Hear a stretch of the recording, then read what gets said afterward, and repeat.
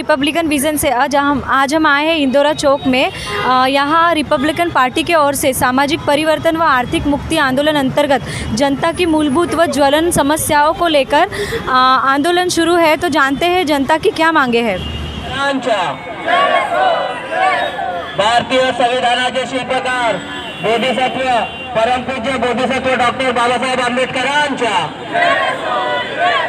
Republican party of India सेक्युलरच्या, समता सैनिक दलाच्या, labour front जिंदाबाद, लेबर फ्रंट जिंदाबाद, आवाज दो, आवाज दो। अरे जोर जुलूम की टक्कर में, अरे जोर जुलूम की टक्कर में, अरे जोर जुलूम की टक्कर में,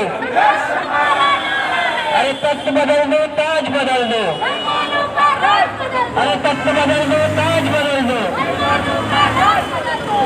तख्त बदल दो, ताज बदल दो,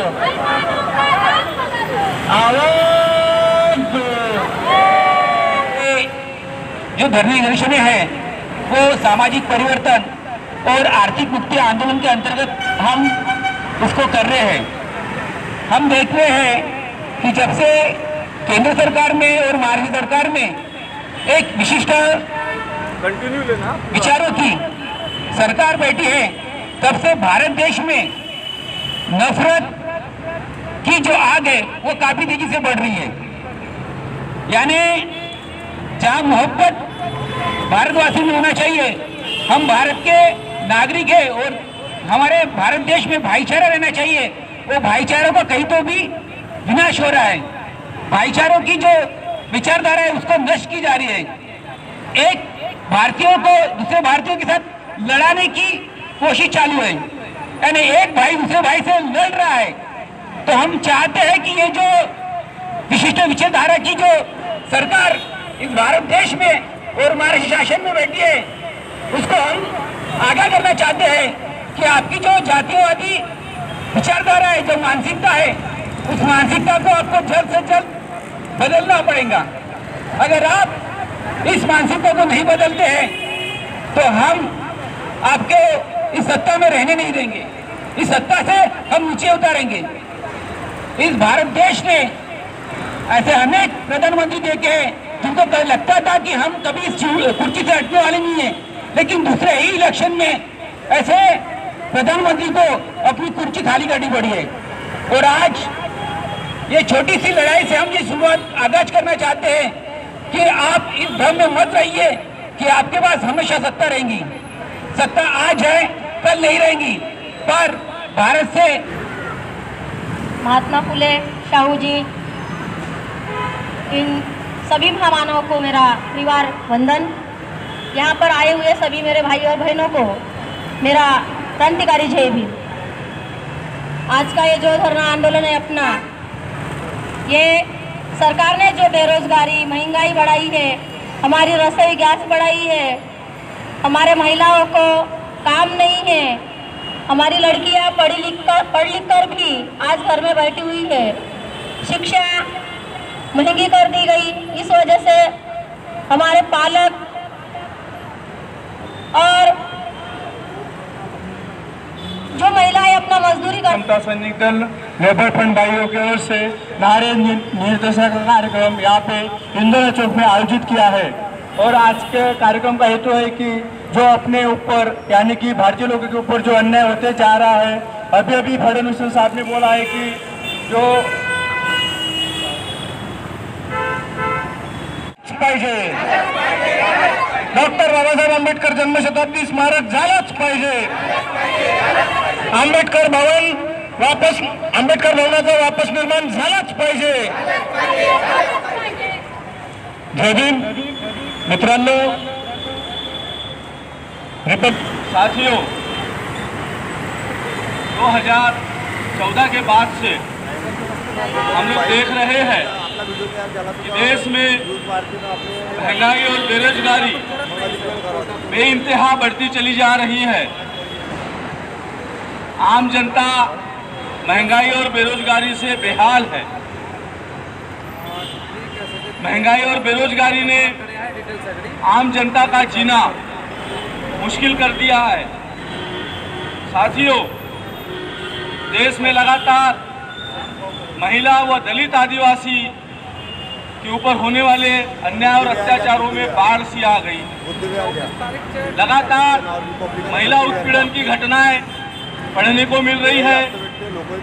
SC/ST पर लगातार जातीयवादी हमले इस देश में, इस राज्य में होते चले जा रहे हैं। इस देश में नई शिक्षा नीति के नाम पर शिक्षा का धार्मिकीकरण किया जा रहा है।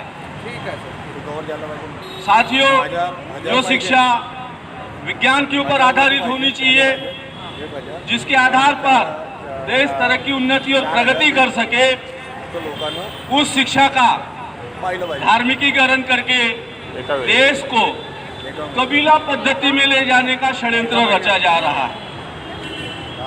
नए बच्चे को बैलबंडी के जमाने में ले जाने की कोशिश की जा रही है। इस देश में हम लोग देख रहे हैं कि लगातार जिस महापुरुषों ने इस देश को आज़ादी दिलाई, इस देश को सामाजिक, राजनीतिक, आर्थिक, शैक्षणिक, सामाजिक और जिंदगी के हर क्षेत्र में समानता और स्वतंत्रता दिलाई, ऐसे महापुरुषों के खिलाफ में अनर्गल, अपमानजनक वक्तव्य करके इस देश का सौहार्द का वातावरण बिगाड़ा जा रहा है।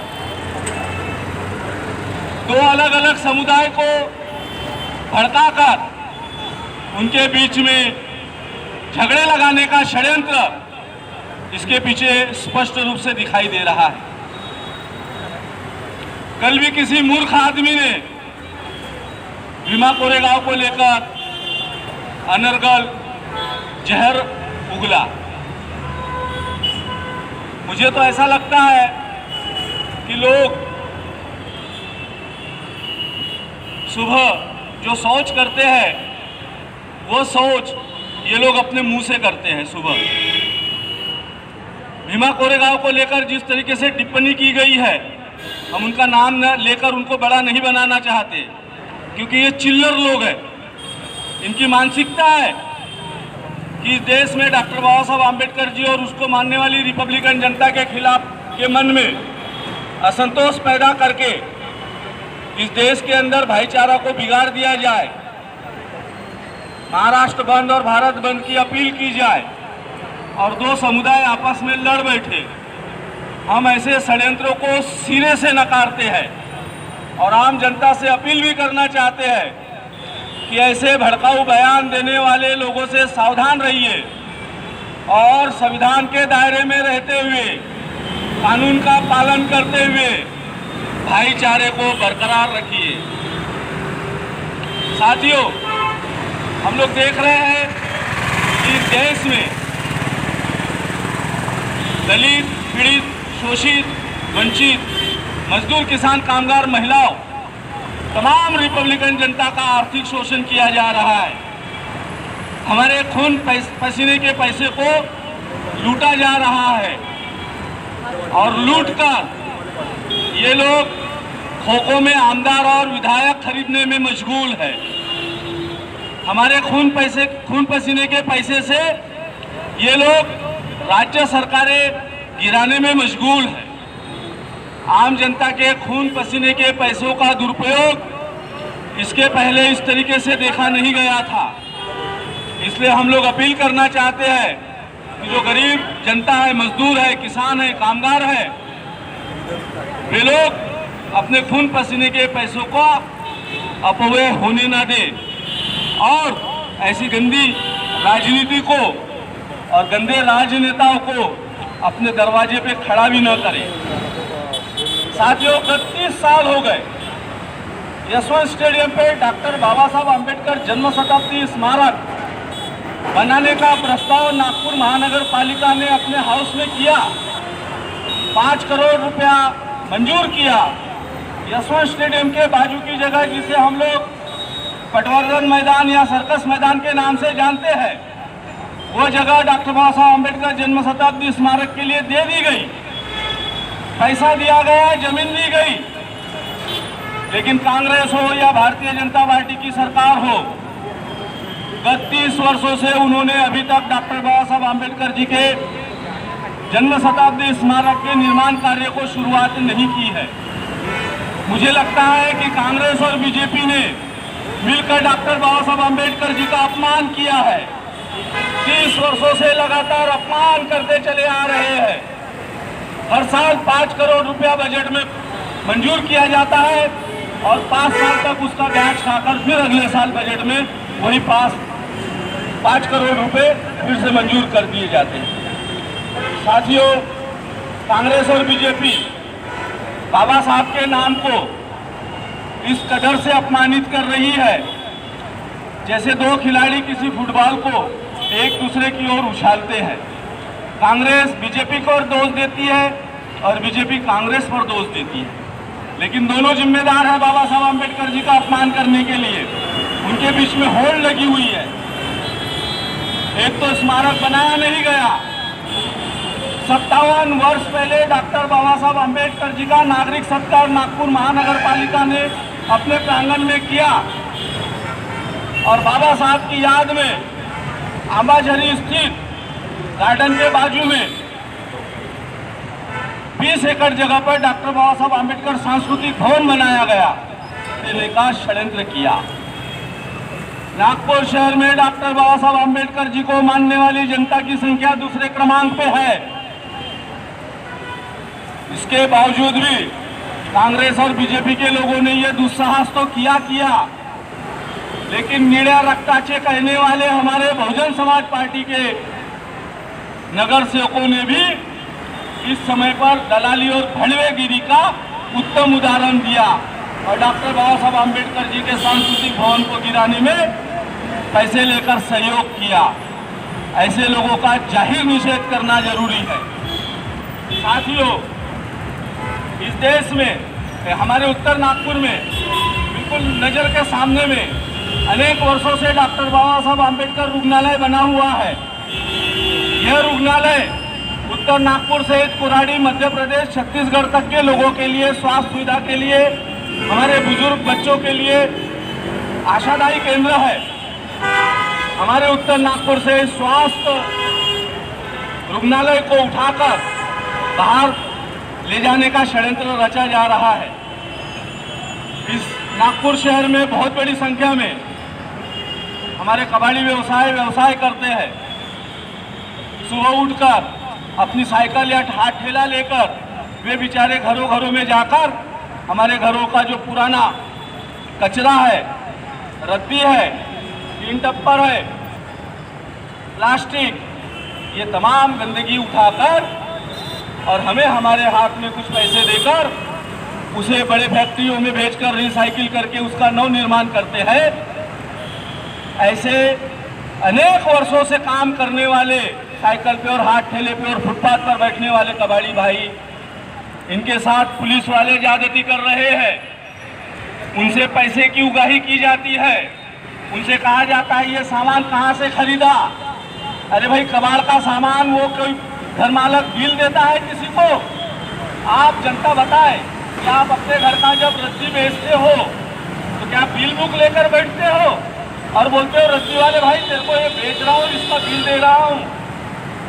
वो रद्दी माल है, रद्दी माल का कोई बिल नहीं होता।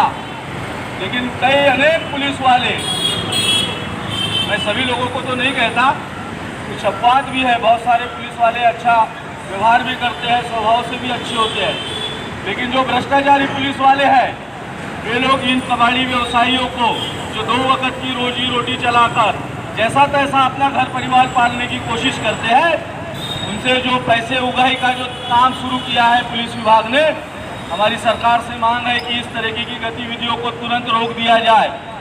अरे पकड़ना है तो बड़े लोगों को पकड़ो जी, जिनके पास लाखों करोड़ों रुपए है। जो लोग शाम होते ही शराब की नशा में धुंध हो जाते हैं, मटन चिकन इतना खा लेते हैं कि